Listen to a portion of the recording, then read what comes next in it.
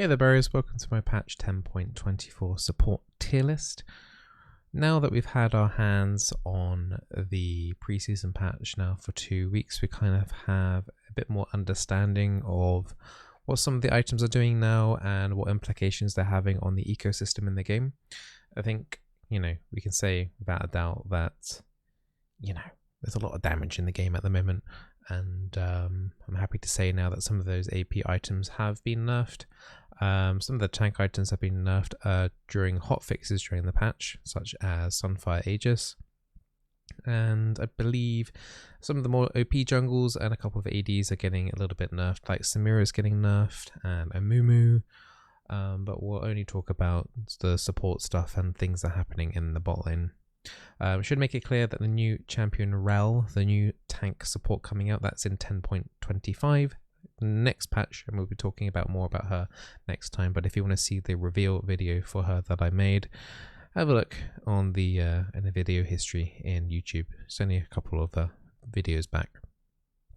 Now let's jump straight into it. Tier 5 on the tier list, nothing really changing there. Yeah, just don't play them. I'd just look at them, recognize the icons, and just make sure you never pick them in solo queue.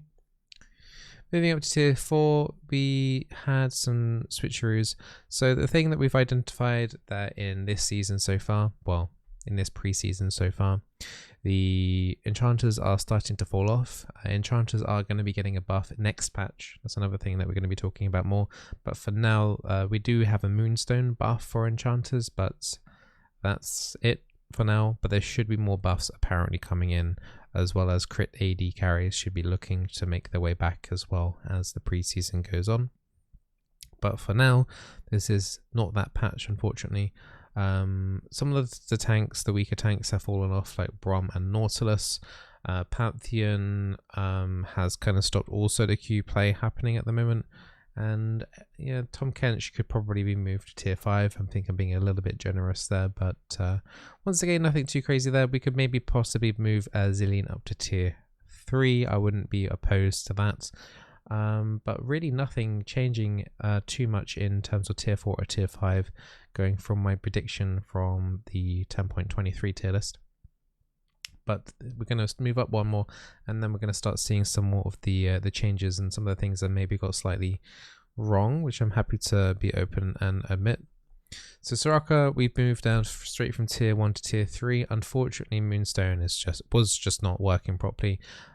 Even with the Moonstone buffs coming through, I still don't feel like some of these enchanters are going to still be relevant too much, at least until this next patch comes out. So Soraka's taken a bit of a tumble, but I'd imagine with then buffs coming in the next patch that she'll move back up 1 or 2 depending on how and what some of those buffs are.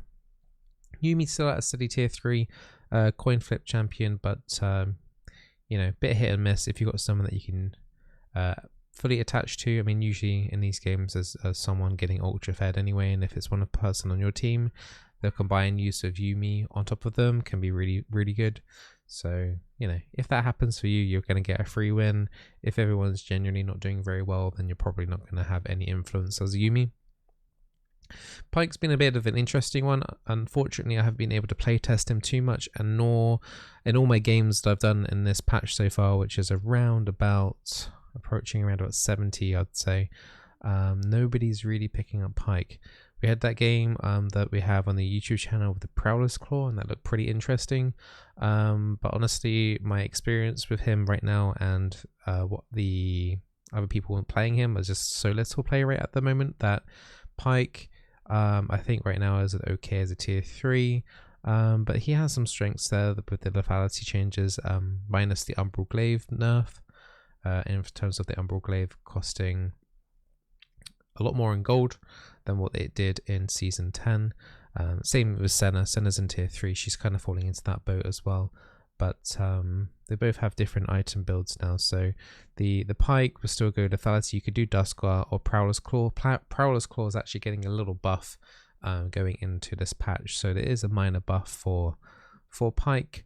But overall, if you get to snowball with your ulti, you're going to do pretty well for your team, but getting to that stage is particularly difficult, but not impossible. So somewhere between tier 2 and tier 3, I think, in the majority of games.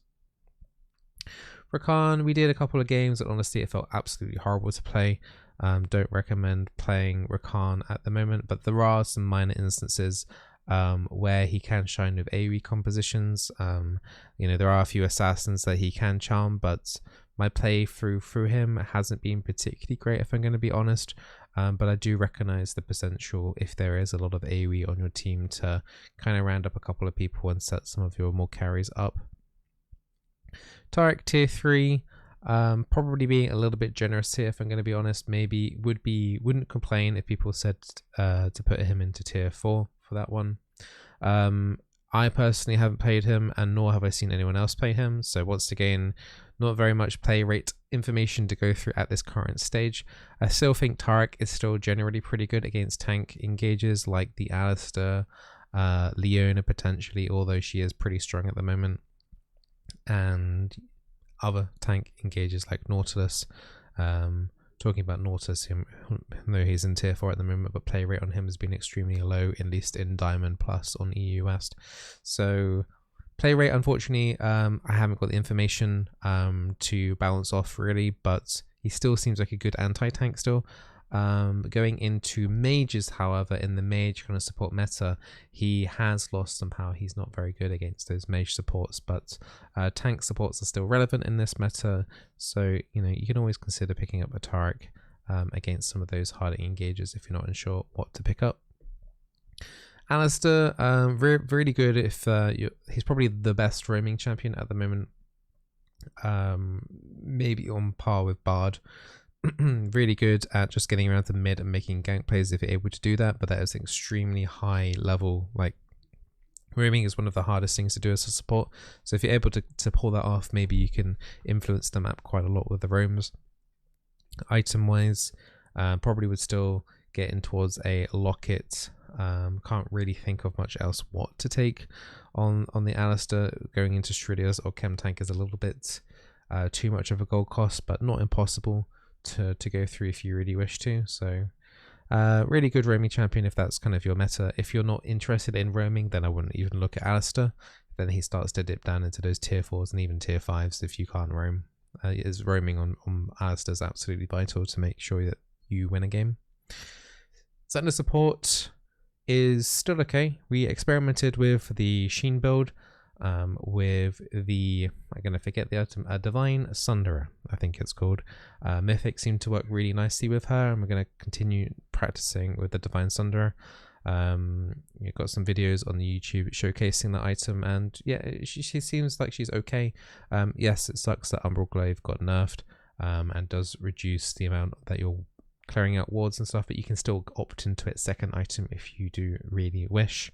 AP Senna, there's looking like there's no sign of that at the moment. Riot were talking about a while ago about giving Senna some AP buff ratios, but we have yet to see that, and that is not necessarily coming into this patch with the information that I have at me in my hands. So yeah, unfortunately, no Imperial Mandate Senna meta coming through at the moment. Xerath and Vel'Koz have been moved up from tier 4 to tier 3, just purely because, you know, all the AP items like Night Harvester, Liandry's, even though some of them are getting nerfed, and even Demonic Embrace, they're still very good. Just not OP, just one tad down from OP just to only to very good. So AP mage supports at the moment are clear winners until those Enchanter support buffs come through in patch 10.25. Now moving up to tier 4, it's getting a little bit more clustered up there. So at tier 4, Bard is still around about the top there between tier 2 and tier 3 at the moment. We've got Blitzcrank, Karma, Morgana, Lulu, Janna, Swain, Sona, and Thresh. Now I know we were talking about Enchanters falling off slightly. So, let's go through the Enchanters first, because I feel like we haven't given them enough spotlight at the moment. So Morgana, I've been playing with the AP build. If you've seen those videos, then that's with the Night Harvester and Demonic Embrace, and I'm sure that'll still be viable. I think she's very good in that AP kind of role at the moment. Not even taking Zhonya's and going into that, and I'm not a fan of Liandry's on her. Night Harvester has just been way too strong at the moment. If Night Harvester gets nerfed more, then Morgana might start trickling down a little bit in terms of the AP version of her. But who knows, with these enchanter buffs, Enchanter Morgana could become a little bit more of a thing. Lulu being put down to tier 2. Unfortunately, right now, AD carries, apart from like the more noticeable ones, like, well, was Samira, but she's now getting nerfed a little bit now. And the Jhin, pretty much in every game. Lulu doesn't really work well with Jhin, and Jhin isn't showing any signs of getting nerfed, at least from what I can see. So Lulu's kind of like not in the meta at the moment, but Kraken Slayer is getting a buff, which is the on-hit AD carry DPS version item, rather than taking the shield bow, which is more of a defensive option. If your AD carry is able to take a Kraken Slayer, then the Lulu attack speed will work quite nicely with that Kraken Slayer, and amplify that damage more. So if you've got a Kraken Slayer AD carry, Lulu can be pretty decent still, as long as you can protect them from all the burst damage that's coming through at the moment. Other enchanters here, we've got Janna, Imperial Mandate Janna. I hear good things. I personally haven't had a chance of playing her yet. The only version of Janna that I have played so far is Shurilia's. Didn't like it at all, and don't really like the item at all. Imperial Mandate Janna, I think I saw one other person do okay with it in one of my games. I think like Janna overall is, her kit's just kind of like solid. I'm sure she'll get something back from these enchanter buffs and be back up to tier 1, I'm hoping. Yeah, I can't believe I just said that. I'm hoping that Janna will be tier 1 again. Oh dear, what has happened to me? But yeah, Imperial Mandate Janna I think is the way to go at the moment. Imperial Mandate, if an enchanter can basically use Imperial Mandate, then they're pretty high up here. Going back to the Lulu, in terms of mythic for her, I think the Moonstone could be a good option if it shows promise. Otherwise, Aegis Lulu is actually pretty decent still. The same with the Sona in terms of mythics as Lulu, Moonstone or Aegis. And they're kind of like pinning a little bit of hope into the Moonstone buffs being noticeable. So that's, you know, the Sona, for example, will show some more light going into. And she, I mean, like when she gets to like level 11, her W healing and shielding will do a good amount of mitigation for what the mages are doing in terms of if they're going the Leandry route. Like for example, Brand, as long as you're not getting stunned, she can actually sustain her team quite well through the dots and stuff that are coming through, the small incremental bits of damage. She can do a good job of nullifying that. So yeah, I mean, with the Moonstone, it would amplify that more, or you could go into Aegis if Moonstone still sucks. I think some of these tank support, tank hook champions and tank heavy engage champions are doing pretty well right now. Thresh in Plat Plus is doing very well, just naturally anyway. Not specifically sure why that is the case at the moment. Maybe the extra saving potential with the lantern's been working out quite nicely, or the fact if you land a hook on an assassin, it generally means they're dead anyway. But I am not sure why, but at the moment Thresh seems to be a really decent pick. I've been taking a locket on that at the moment, and it's been working for some reason exceptionally well. I might just have, you know, sample sizes right now are quite low, but I feel like Thresh has been doing particularly better right now than he has been in Season 10. So maybe a tank to keep your eye on. Blitzcrank, as there's more shields in the game now, his ult's got more value. When the new champion comes through as well, she'll have more shield break as well. So it's going to be more champions and more shield breaks and stuff in the game. So to put some of these enchanter shields down a little bit like Lulu, but yeah, Blitzcrank ulti, really low cooldown, especially with all the cooldown reduction that you can get now, and breaking a lot of those shields that are still in the meta, including stuff like shield bow that AD carries are picking up. There's a huge shield that can just get wiped away instantly with the Blitzcrank ulti, and if you include shield break in terms of Blitzcrank's damage as well, it doesn't show that on the chart, but breaking a couple of players like 400 plus shields and then doing the damage, it can get pretty nasty in those team fights. Now Bard is one, it's a subject that I'm not really sure about, honestly. I'm going to be blunt and say I'm not enjoying playing Bard when I have done in this season. I think the other support champions have been more fun to play, the mages in particular, so I haven't really given him a good go. But you can make an argument for quite a few different builds of him, from building like a tanky bard with Guardian if you wish with a locket, or you could do something like an Imperial Mandate bard build as well, and I'm sure there's one or two other builds floating around as well. You could do Leandries as well if there's lots of tanks on the enemy team. Night Harvester. I've seen a Proto Belt bard trying to dish out extra damage that way. So bards always had really funky items, and I think it's going to take some time. Once the items settle down a little bit, we'll know more roughly where he is. But bard is very good generally in high elo anyway, but does start to fall off in the lower elos. So unless you're probably like Plat Plus, I still really wouldn't bother playing bard support, especially now when everything's still kind of in the unknown. Now you're looking at top tier 1 champions. You've got Nami still up there. You've got Brand, Zyra, Leona, and Lux. So if you remember the tier list that we did 2 weeks ago for the introduction of this, I got 3 of them right. The AP Mages and the Imperial Mandate Nami has been very good. Leona, I unfortunately put down to tier 2 as I was hesitant about tank supports, and I was a little bit, tiny bit off on that. Not too much though. So we brought Leona back up to tier 1, and I think, you know, since mages are doing so well at the moment, Lux has a rightful place up there, as she can utilize both Leandries, Night Harvester, sorry, Demonic Embrace can still be quite nice on the Lux as well. So you just support mages are just generally having a good time right now. I don't know how long that's going to last. Honestly, I don't think Riot like that too much, so we'll see. We'll see how it goes during preseason and how much of a place these mage supports will have.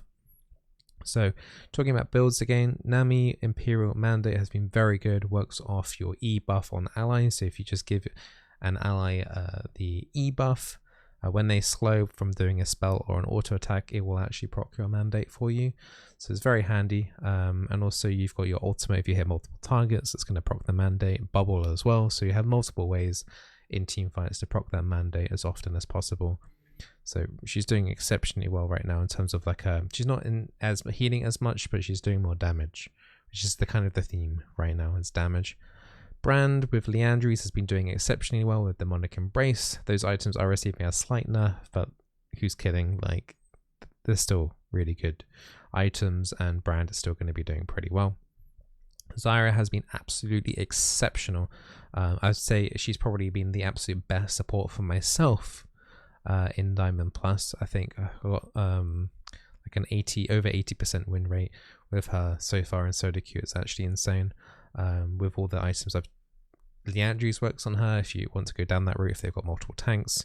I think if they've got more squishier targets, I think Night Harvester is a really good item on her as well. She's been gonna have a video on that soon for you guys. It was kind of crazy. I was doing 25 to 30% more damage than everyone else in the game in a standard 24 minute game. It was pretty insane actually.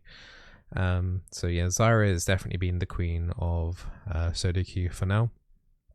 Leona, really strong tank, best tank, full stop. Unless, you know, when this new champion comes through in 2 weeks time, it might take her place, but for now, Leona, best tank for sure. If you like your tanks, then Leona is something that you should be focusing on every game. And as we mentioned briefly, Lux has moved up. You can do, if you're not doing very well in lane quite early on, and if you can identify that, then Imperial Mandate on Lux is fine. Ludens did receive a nerf, so I'm not really recommending a Ludens, but a Night Harvester could be the better option.